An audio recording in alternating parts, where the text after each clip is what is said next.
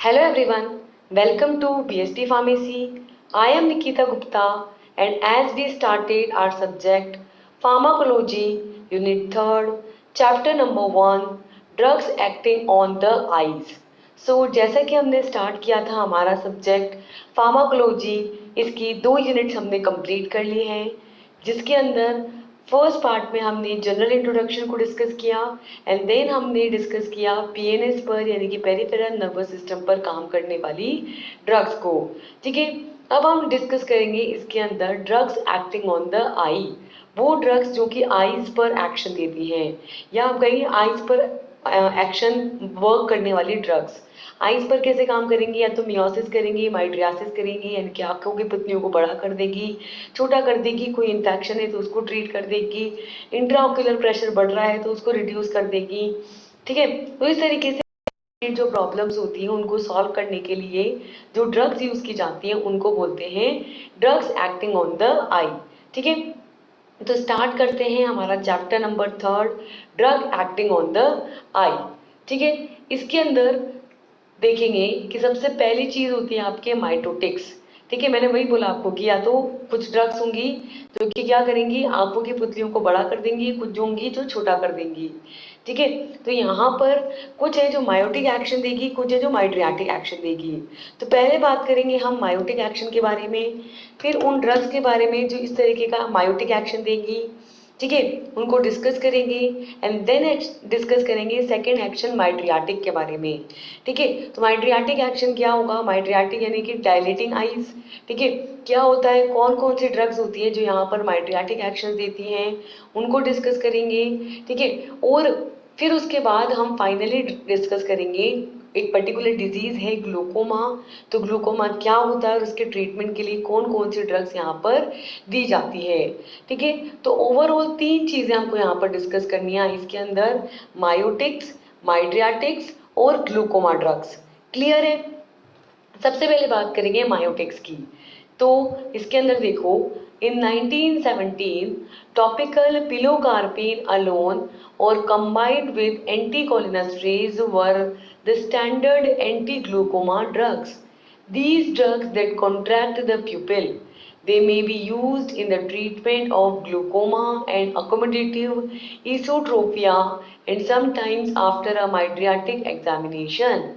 These myotics are either parasympathomimetics or cholinergic stimulating drugs which have indirect muscarinic action such as pilocarpine and carbachol, or anticholinesterase drug which block the effect of acetylcholine esterase, thus letting acetylcholine produce its effect such as physostigmine and neostigmine etc. ठीक है, तो 1970 के अंदर जो है topically apply की जाती थी, ऊपर से अप्लाई करते थे पिलोकार्पिन को, या तो अकेले देते थे या किसी एंटीकोलिनेस्ट्रेज के साथ कॉम्बिनेशन में देते थे, जो कि एक स्टैंडर्ड ड्रग थी किसके लिए, एंटी ग्लूकोमा के लिए, यानी कि ग्लूकोमा के ट्रीटमेंट के लिए उस टाइम पे पिलोकार्पिन या पिलोकार्पिन के साथ कोई दूसरी ड्रग कॉम्बिनेशन के अंदर दी जाती थी जो बहुत ही ज्यादा स्टैंडर्ड ड्रग थी। ठीक है, ये ड्रग क्या करती थी, ये जो आपकी आंखों की पुतलियां हैं, ठीक है, प्यूपिल इसको कॉन्ट्रैक्ट कर देती थी, छोटा कर देती थी, और इस तरीके से ग्लूकोमा के ट्रीटमेंट में इन्हें यूज किया जाता था। इसके अलावा अकोमोडेटिव एसोट्रोपिया और समटाइम्स माइड्रियाटिक एग्जामिनेशंस में भी इसको यूज किया जाता था। जब आपको रहता था कि आपकी आंखों की पुतलियां कितनी फैली हैं और इस ड्रग को देने पर कितनी वो छोटी हो जाती है, जब इसका मेजरमेंट करना था, इसका एग्जामिनेशन करना होता है, तब इस ड्रग को यहाँ पर दिया जाता है।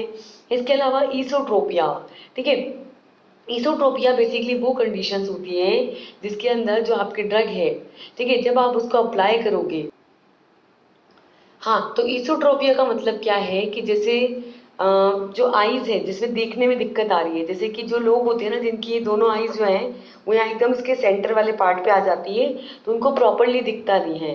तो यहाँ पर ईसोट्रोपिया का मतलब है, ईसो का मतलब होता है विद इन और ट्रोपिया का मतलब होता है टर्न। दैट मीन्स इसकी जो आईज है ये यहाँ पर टर्निंग पॉइंट पर या एकदम सेंटर में आ गई है और उसको वो टर्न नहीं कर रही है। ठीक है, तो यहाँ पर ऐसी कंडीशंस को ट्रीट आउट करने के लिए यहाँ पर हम मायोटिक्स देते हैं, और कभी कभी माइड्रियाटिक एग्जामिनेशंस के लिए भी इन ड्रग्स को यूज किया जाता है।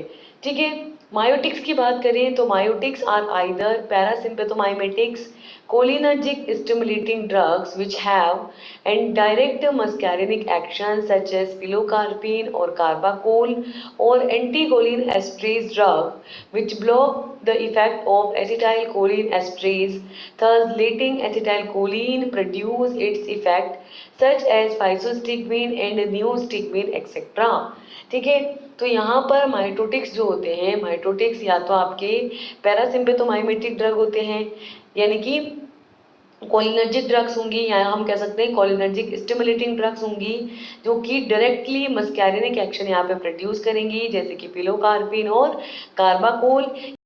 कोलिनेस्ट्रेज ड्रग्स होंगी जो कि क्या करेंगी, इस एसिटाइल कोलिन एस्ट्रेज एंजाइम को इनहिबिट करके एसिटाइल कोलिन के लेवल को यहाँ पर बढ़ा देंगी, और जिसकी वजह से एसिटाइल कोलिन का इफेक्ट यहाँ पर बढ़ जाएगा, जैसे कि फाइसोस्टिग्मिन और नियोस्टिग्मिन। दैट मीन्स या तो डायरेक्ट एक्टिंग या इनडायरेक्ट एक्टिंग कोलिन एस्ट्रेज यहाँ पर ड्रग्स मेजरली माइटोटिक्स के फॉर्म में यूज की जाती है। ठीक है, next is the classification of these anticholinesterase drug. It is classified into two categories. First is the reversible anticholinesterase and second is the irreversible anticholinesterase. First है reversible. Reversible के अंदर first आता है आपके short acting और second आता है आपके intermediate acting.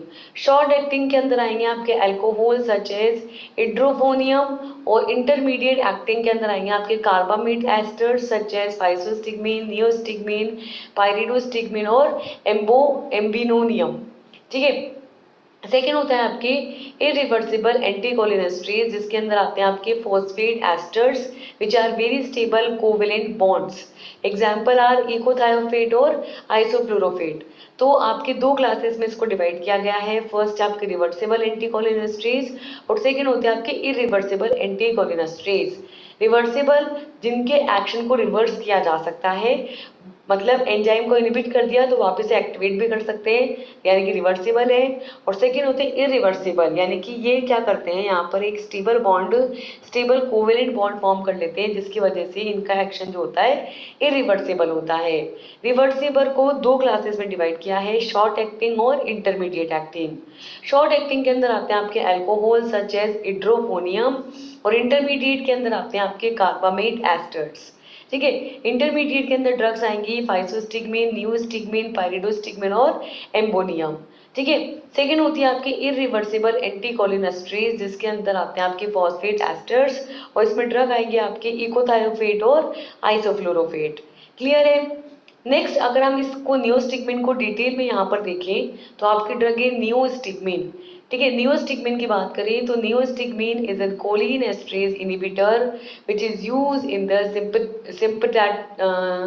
symptomatic treatment of myasthenia gravis by improving the muscle tone. It having the pharmacological action such as neostigmine is in parasympathomimetic, specifically a reversible cholinesterase inhibitor. This is the drug which inhibits the acetylcholinesterase, which is responsible for the degradation of acetylcholine. So the acetylcholinesterase inhibited, more acetylcholine is present by interfering with the breakdown of acetylcholine. Neostigmine indirectly stimulates both the nicotinic and muscarinic receptors which are involved in the muscle contraction. It does not cross the blood-brain barrier. ठीक है, तो यहाँ पर neostigmine की बात करें तो neostigmine क्या है, आपके इनडायरेक्ट एक्टिंग पैरासिम्पेथोमाइमेटिक ड्रग है।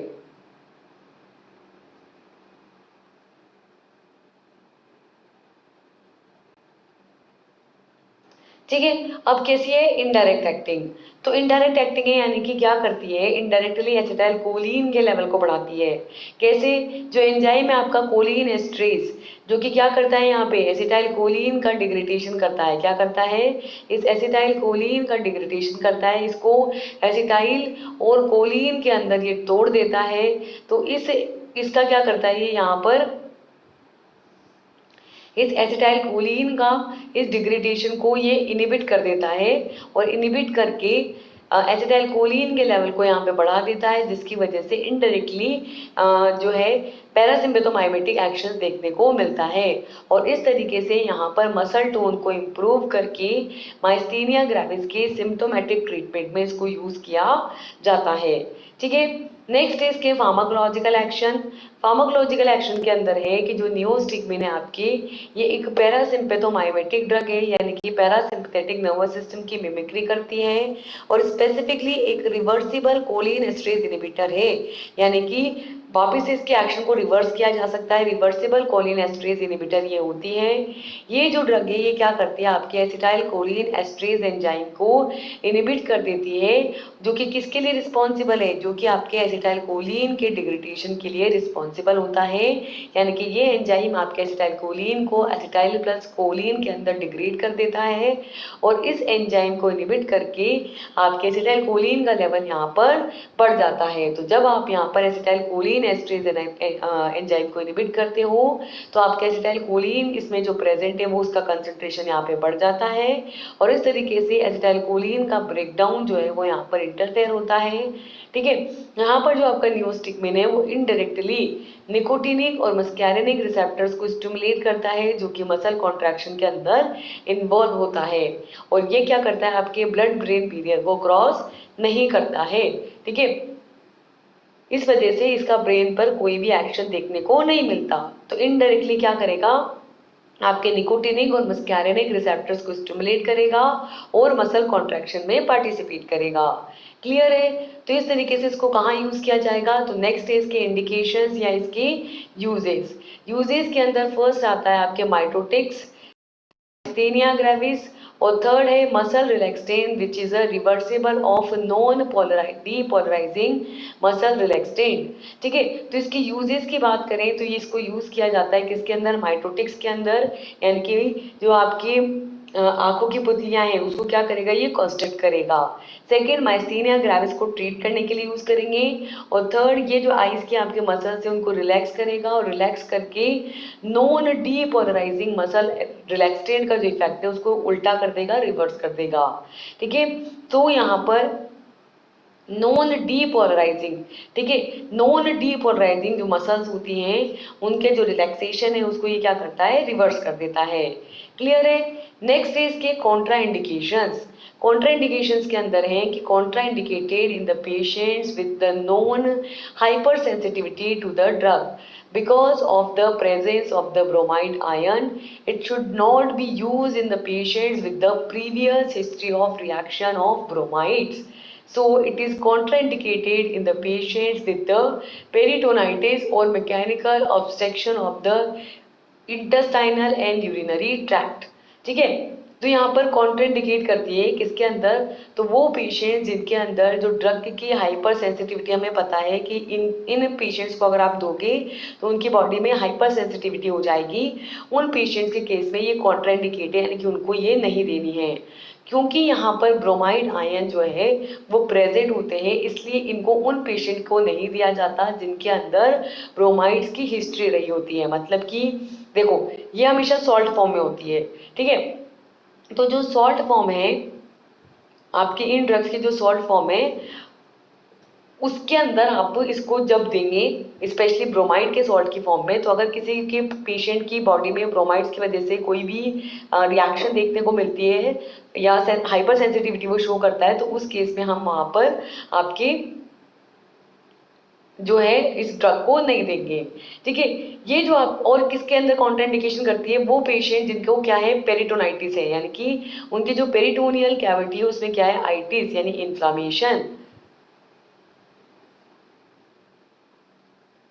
ठीक है, तो उनकी पेरिटोनियल कैविटी में क्या है, यहाँ पर इन्फ्लामेशन, या वहां पर उनके जो इंटेस्टाइनल या जो यूरिनरी ट्रैक्ट है उसके अंदर मैकेनिकल ऑब्स्ट्रक्शन है, यानी कि मैकेनिकल बैरियर होने की वजह से ये इन पेशेंट में क्या कर रही है, कॉन्ट्रा इंडिकेशंस कर रही हैं। तो उस कंडीशन में आपको यहाँ पर मायोटिक्स की फॉर्म में इन पैरासिम्पैथोमाइमेटिक ड्रग या कोलिनर्जिक ड्रग्स को नहीं देना है।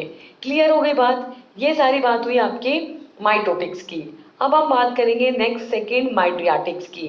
माइड्रियाटिक्स एकदम अपोजिट है इसके, तो एकदम अपोजिट यहाँ पर ड्रग देंगे और एकदम अपोजिट एक्शन यहाँ पर देखने को मिलेगा।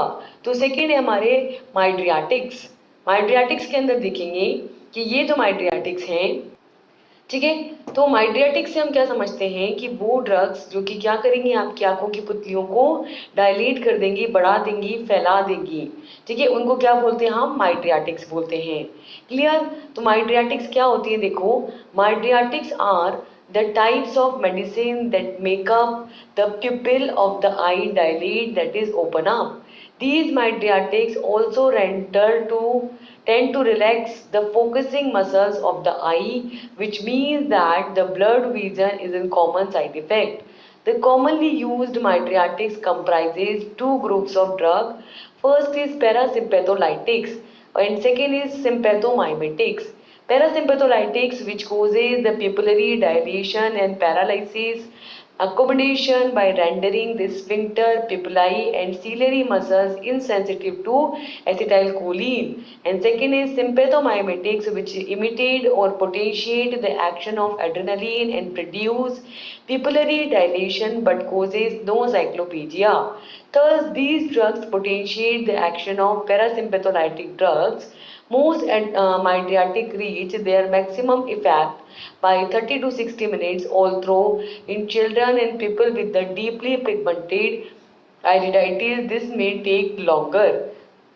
ठीक है, तो क्या समझ में आया हमको माइड्रियाटिक्स से कि माइड्रियाटिक्स जो हैं वो मेडिसिन होती हैं जो कि क्या करती हैं, आपकी आंखों की पुतलियों को फैला देती हैं, उनको डायलेट कर देती हैं। तो ये क्या करती है, जो आइज की पुपल होती है उनको डायलेट करती हैं, उसको ओपन अप करती हैं। ठीक है, इस तरीके से जो माइड्रियाटिक्स होती हैं वो आपके आइज की जो मसल्स होती हैं उनके जो फोकस होता है, जो फोकस करती हैं उस फोकसिंग को रिलैक्स करती हैं। इसका मतलब जब ये बहुत ज़्यादा रिलैक्स हो जाती है तो इसकी वजह से कॉमन साइड इफेक्ट्स इनके साथ देखने को मिलता है, ब्लड विजन। जैसे ना कभी आपने अगर आईज टेस्ट कराने गए हो ना, तो कभी कभी ऐसा होता है कि जो आई एग्जामिनेशन करता है ना, जो प्रॉपरली आपको चेक करता है, ठीक है, तो वो आपके आईज में कोई ड्रॉप डालता है और फिर उसके बाद थोड़ा देर बाद चेक करता है आपकी आईज को। तो वो क्यों करता है, ताकि आपकी आईज प्रॉपरली रिलैक्स हो जाए और वो प्रॉपरली आपकी आईज को चेक कर सके। ठीक है, और ऐसी कंडीशंस में वो आपको बोलेगा कि आप जो है थोड़ा आंखों पे जोर मत डालना, क्योंकि थोड़ी देर तक आपको प्रॉपरली दिखेगा नहीं, ब्लड दिखेगा। ठीक है, तो यहाँ पर माइड्रियाटिक उसने इंसर्ट किया होता है।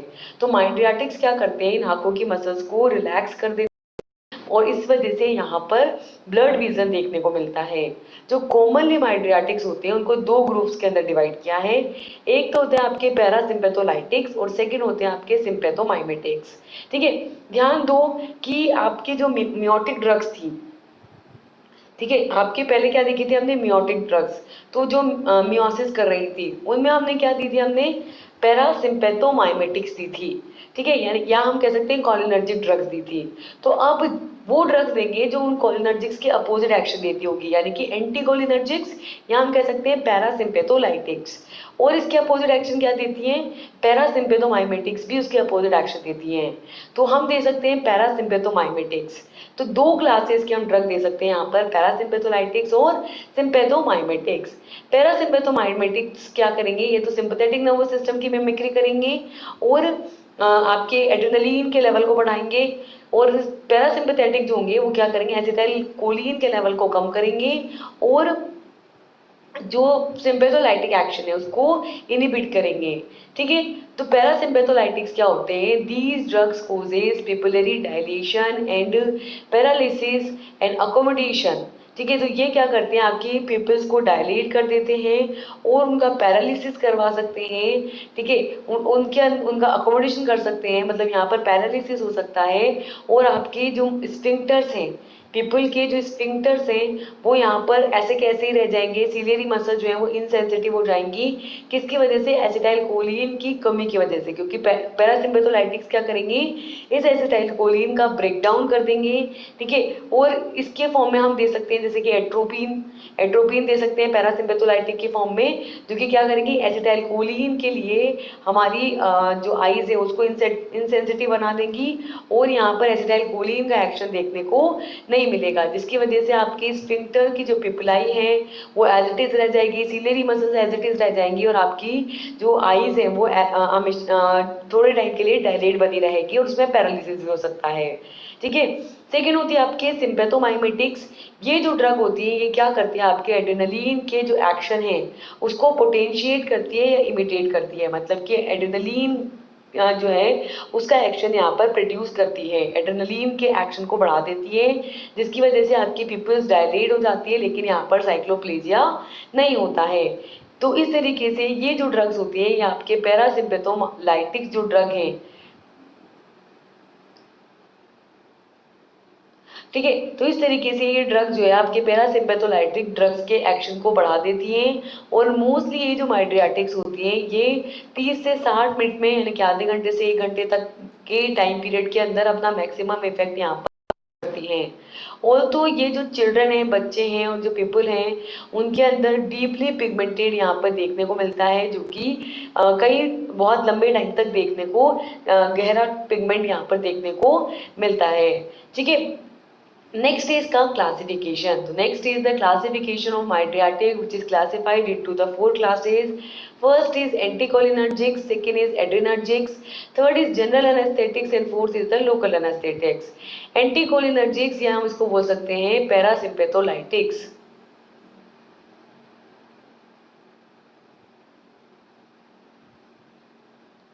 ठीक है।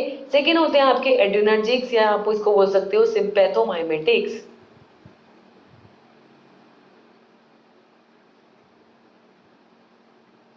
थर्ड होते हैं आपके जनरल एनेस्थेटिक्स जो कि सिस्टमिक एनेस्थीसिया कोज करते हैं और फोर्थ होता है आपके लोकल एनेस्थेटिक जो कि स्पेसिफिक लोकली एनेस्थीसिया प्रोड्यूस करते हैं। ठीक है।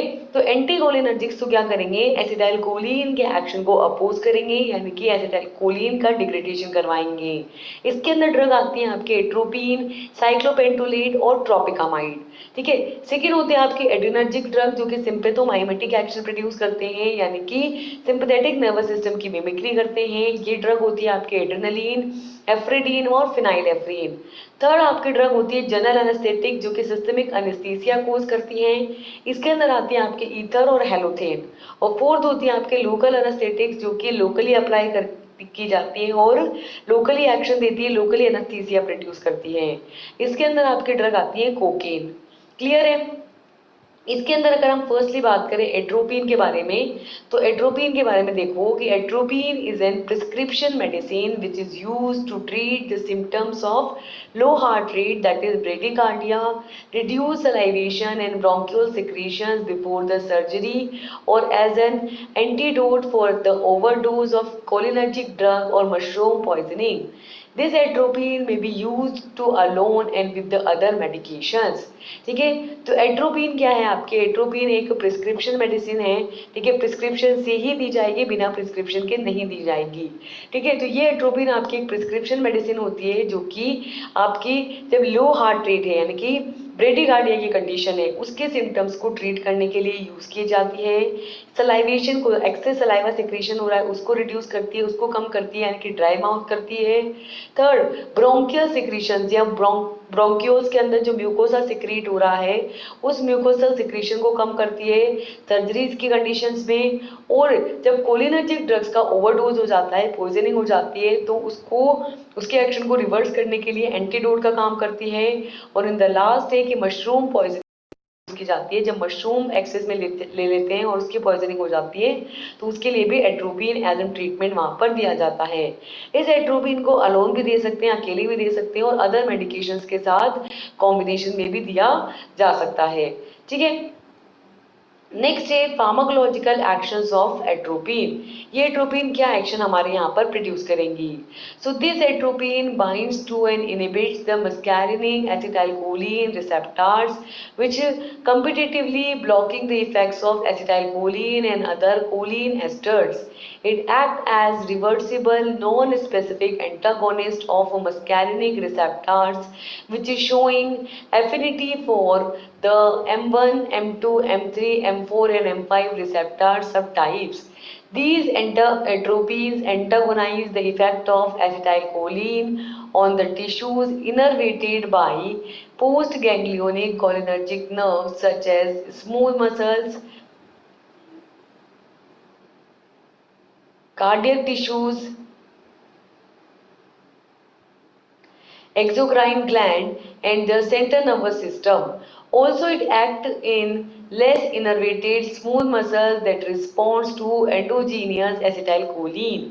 The action of atropine can be overcome by increasing the concentration of acetylcholine at a receptor site. For instance, the use of acetyl anticholinesterase agent that inhibit the hydrolysis of acetylcholine. ठीक है, तो atropine के pharmacological action की अगर हम बात करें तो एट्रोपिन क्या क्या एक्शन देता है, तो फर्स्ट है इसके अंदर कि ये जो एट्रोपिन है ये आपकी क्या है, पैरासिम्पेथोमाइमेटिक ड्रग। क्या है ये आपकी पैरासिम्पेथोमाइमेटिक ड्रग, यानी कि पैरासिम्पथेटिक नर्वस सिस्टम की मिमिक्री करता है।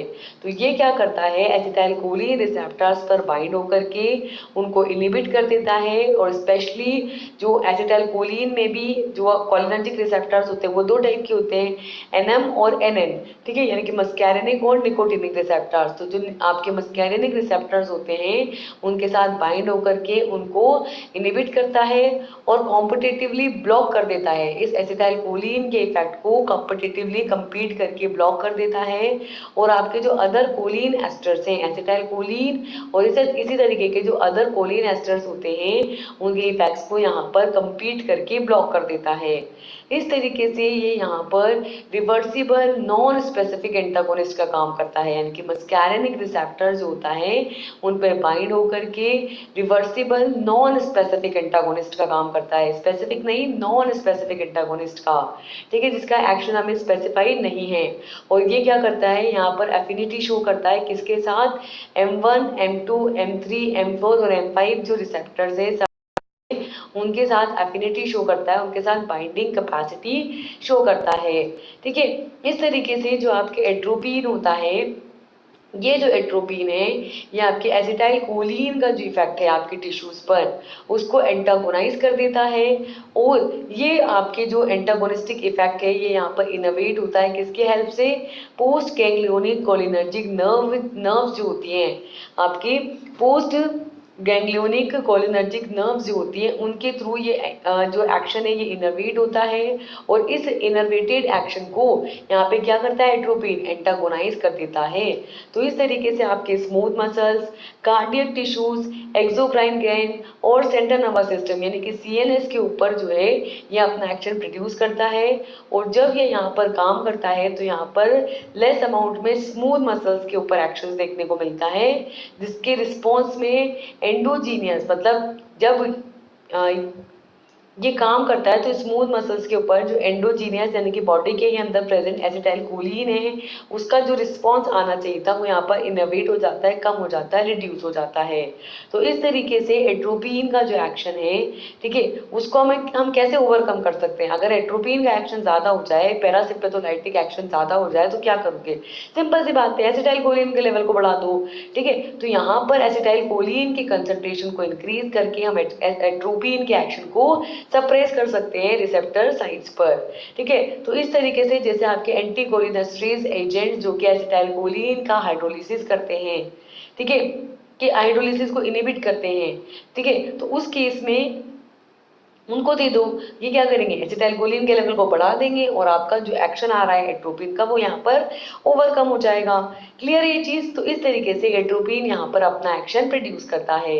इसकी डोज की बात करें तो इसकी डोज दी जाती है इंट्रामस्कुलर डिवाइस से, कितने देते हैं 0.25 mg पर 0.3 ml या फिर 0.5 mg पर 0.7 ml, 1 mg पर 0.7 ml और 2 mg पर 0.7 ml, ठीक है। तो यहाँ पर इंट्रामस्कुलर डिवाइसेस होते हैं जो कि मसल्स के अंदर इंजेक्शन लगाने का काम करते हैं। इसको कितने डोज में देते हैं, अगर 0.3 ml है तो उसमें देंगे 0.25 ml या 0.7 ml के अंदर आप 0.5 mg, 1 mg या 2 mg दे सकते हैं, ठीक है। अब कौन सी कंडीशन है जिसके अंदर हमको ये ड्रग नहीं देनी है, तो नेक्स्ट है इसके कॉन्ट्रा इंडिकेशन। कॉन्ट्राइंडिकेशंस। कॉन्ट्राइंडिकेशंस के अंदर है कि atropine is generally as an contraindicated in the patients with the glaucoma, pyloric stenosis, thyrotoxicosis, fever, urinary tract obstruction and ileus. ठीक है, तो यहाँ पर जो एट्रोपिन है आपकी वो जनरली कॉन्ट्राइंडिकेट होती है किन पेशेंट्स में जिनमें ग्लूकोमा की कंडीशंस देखने को मिलती है। तो ग्लूकोमा की कंडीशन वाले जो पेशेंट्स होते हैं उनके अंदर मोस्टली ये एट्रोपिन कॉन्ट्राइंडिकेट होती है।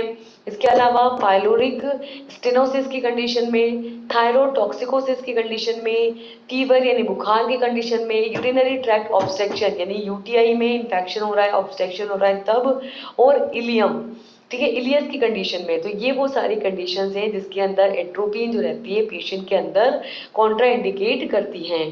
क्लियर है? तो इस तरीके से एट्रोपिन यहाँ पर ग्लाइकोमा, पाइलोरिक स्टेनोसिस यानी कि पाइलोरिक जो आपके स्टमक है, स्टमक का एक पार्ट है पाइलोरिक, ठीक है, तो पाइलोरिक स्टेनोसिस हुआ है, या थायरोटॉक्सिकोसिस यानी कि थायराइड ग्लैंड के अंदर टॉक्सिसिटी हुई है, बुखार है, यूरिनरी ट्रैक्ट के अंदर ऑब्स्ट्रक्शन है, इलियस है, ठीक है, तो इन कंडीशंस में ये कॉन्ट्राइंडिकेट करती है और आपको वहां पर एट्रोपिन नहीं देना है। ठीक है, अब लास्ट है आपके इसके इंडिकेशंस यानी कि कहाँ पर इसको यूज किया जाता है। तो it is use for causing mydriatics. पहला, जब आपको माइट्रियासिस कराना है तब इसको यूज करेंगे।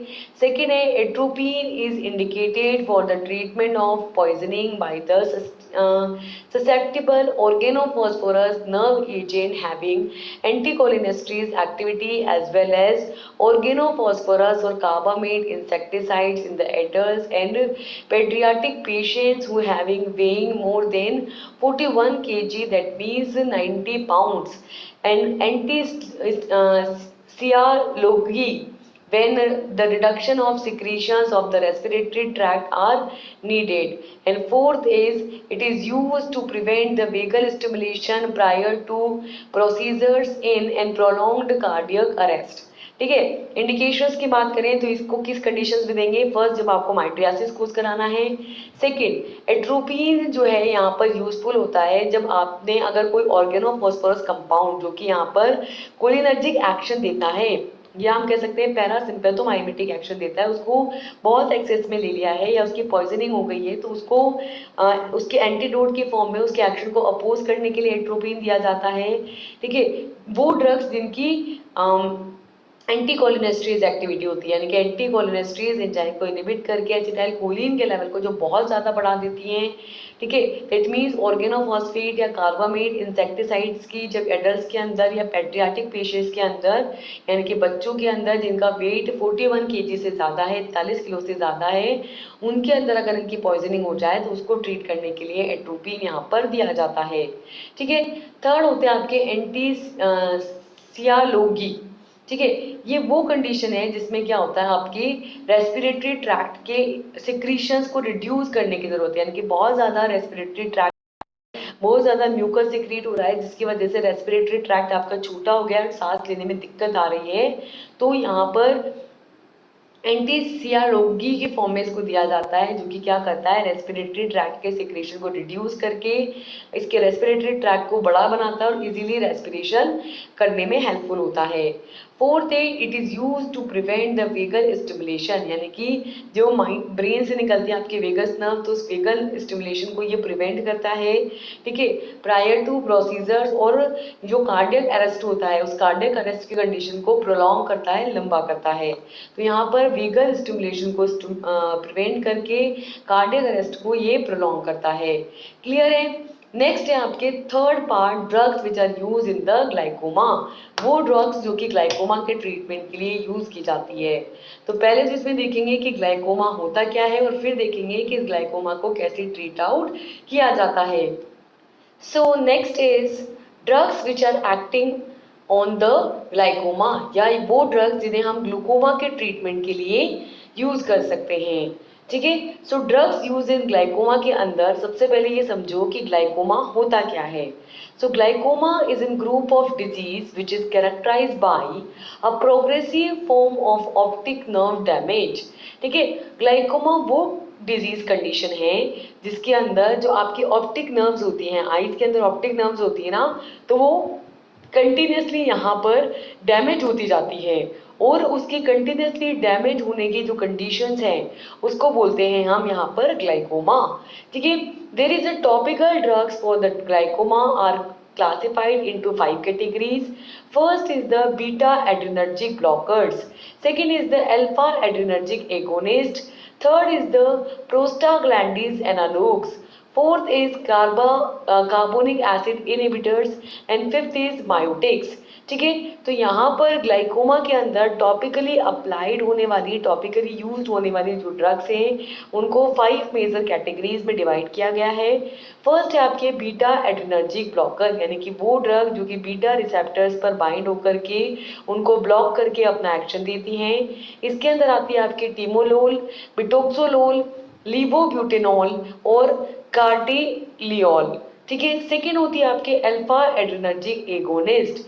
इसके अंदर आपके ड्रग्स आती है डिपीडीफ्रीन, एप्राक्लोनिडीन और ब्रीमोनिडीन। क्लियर, ये क्या करती है आपके अल्फा रिसेप्टर्स पर बाइंड होकर के एगोनिस्टिक एक्शन प्रोड्यूस करती है, एंटा नहीं एगोनिस्टिक एक्शन। थर्ड होती है प्रोस्टाग्लैंडिन एनालॉग्स। ये जो ड्रग्स होती है ये प्रोस्टाग्लैंडिन के सिमिलर एक्शन परफॉर्म करती हैं। इसके अंदर ड्रग्स आती हैं सच एज लेटेनोप्रोस्ट, ट्रावोप्रोस्ट और ब्रीमाप्रोस्ट। ठीक है, फोर्थ रहती है आपके कार्बोनिक एनहाइड्रेज इनहिबिटर।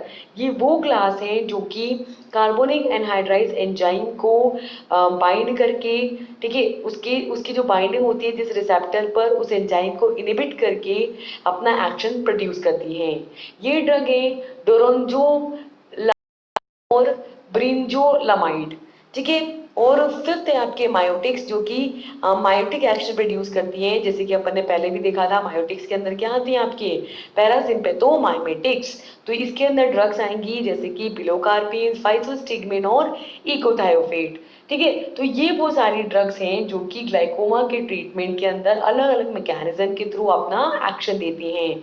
या तो बीटा एड्रेनर्जिक रिसेप्टर्स को ब्लॉक करके, अल्फा एड्रेनर्जिक रिसेप्टर्स को एगोनाइज करके, प्रोस्टाग्लैंडिन्स के सिमिलर एक्शन देके, कार्बोनिक एनहाइड्राइज को इनहिबिट करके और मायोटिक एक्शन प्रोड्यूस करके, ठीक है, आंखों की पुतलियों को क्या करके कॉन्स्ट्रिक्ट करके। तो ये वो सारी ड्रग्स हैं जो कि ग्लाइकोमा के ट्रीटमेंट में यूज की जाती हैं। इसमें ड्रग आती है आपकी timolol.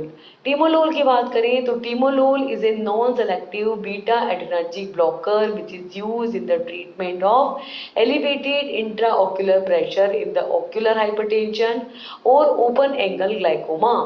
This medication is used to treat high blood pressure inside the eye due to the glaucoma, or we can say open angle type, or other eye disease such as ocular hypertension. The lowering high pressure inside the eye helps to prevent the blindness, and this medication helps by decreasing the amount of fluid within the eyes.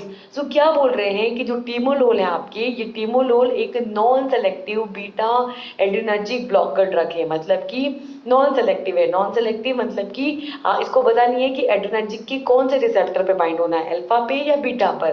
ठीक है, तो और beta में भी beta 1, beta 2 और beta 3 किस पर bind होना है इसको पता नहीं है। नॉन सेलेक्टिव है, किसी पर भी बाइंड होकर के अपना एक्शन दे सकती है। ठीक है, तो टीमोलोल जो है आपके non selective beta adrenergic blocker drug है जो कि हाइपरटेंशन, जो ऑक्यूलर हाइपरटेंशन है, यानी आइज के अंदर जब प्रेशर इंक्रीज हो जाता है, ऑक्यूलर हाइपरटेंशन या ओपन एंगल ग्लाइकोमा की कंडीशन होती है जिसके अंदर इंट्रा ऑक्यूलर प्रेशर बढ़ जाता है, उसके ट्रीटमेंट में इसको यूज किया जाता है। इसके अलावा ये जो मेडिकेशन है इसको आइज के अंदर जो प्रेशर बढ़ा हुआ रहता है ग्लाइकोमा की कंडीशन में, such as open angle glaucoma में, उसको ट्रीट करने के लिए यूज किया जाता है। इसके अलावा other disease condition such as ocular hypertension को ट्रीट आउट करने के लिए इसको यूज किया जाता है। इसके अलावा आईज के अंदर जो ब्लड प्रेशर यहाँ पर बढ़ा हुआ रहता है तो उसको ये लोअर करके ब्लाइंडनेस होने के जो चांसेस हैं, अगर हाइपरटेंशन बना ही रहेगा ना आईज के अंदर तो ब्लाइंडनेस हो जाएगी, तो ये उसको कम करके ब्लाइंडनेस होने के चांसेस को यहाँ पर कम करती हैं। इस तरीके से ये जो मेडिकेशन है ये आईज के अंदर जो फ्लूइड के अमाउंट है, अब प्रेशर क्यों बढ़ा हुआ है क्योंकि जो फ्लूइड है अंदर उसकी दो कंडीशन है। देखो ये आईज है तुम्हारे, ठीक है, इसके अंदर प्रेशर बढ़ा हुआ है वो कंडीशन है कि फ्लूइड जो है वो कंटिन्यूसली इसमें बढ़ता जा रहा है, या हम कह सकते हैं कि जो फ्लूइड का ड्रेनेज होना चाहिए था वो यहाँ पर नहीं हो पा रहा। ठीक है, तो उसकी वजह से फ्लूइड का अमाउंट यहाँ पे बढ़ता जा रहा है और प्रेशर उसकी वजह से अल्टीमेटली इंक्रीज हो रहा है। तो यहाँ पर आइस के अंदर इस फ्लूइड के अमाउंट को कम करके, डिक्रीज करके, ये जो मेडिकेशन है ये क्या करती है, ब्लाइंडनेस की कंडीशन को होने से रोकती है।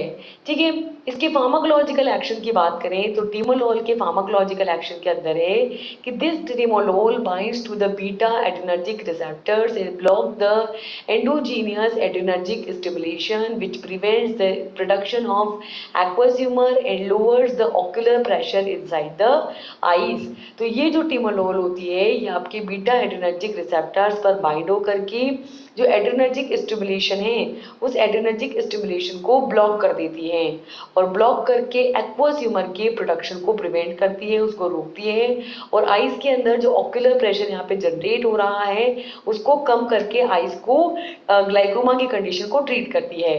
ठीक है, तो क्या करेगी, बीटा एड्रेनर्जिक रिसेप्टर पर बाइंड होकर के जो एड्रेनर्जिक स्टिमुलेशन हो रहा है उसको रोकेगी। ठीक है, जिससे एक्वस ह्यूमर नहीं बनेगा, फ्लूइड ही नहीं बनेगा तो फ्लूइड कम बन रहा है, कम बन रहा है तो फ्लूइड कम है, फ्लूइड कम है तो प्रेशर कम है, प्रेशर कम है तो ग्लाइकोमा ट्रीट हो गया। ठीक है, तो इस तरीके से टिमोलोल यहाँ पर अपना काम करती है। नेक्स्ट है इसके इंडिकेशंस। इसके अंदर है कि ophthalmic timolol is indicated for the treatment of increased intraocular pressure in the patients with the ocular hypertension और open angle glaucoma. The oral form of this drug is used to treat high blood pressure. In certain cases, this timolol is used in the prevention of migraine and headache. ठीक है, अगर हम इसके indications या uses की बात करें तो जो ऑप्थेल्मिक टिमोलोल है जिसको आप आई पर अप्लाई करते हैं, तो ये जो ऑप्थेल्मिक टिमोलोल है इसको यूज किया जाता है किस कंडीशंस में, उन पेशेंट जिनके अंदर इंट्रा ऑक्यूलर प्रेशर बढ़ा रहता है, यानी आइज के अंदर ऑक्यूलर प्रेशर यहाँ पे बढ़ा हुआ रहता है, उस कंडीशन को ट्रीट करने के लिए यहाँ पर टिमोलोल को यूज किया जाता है।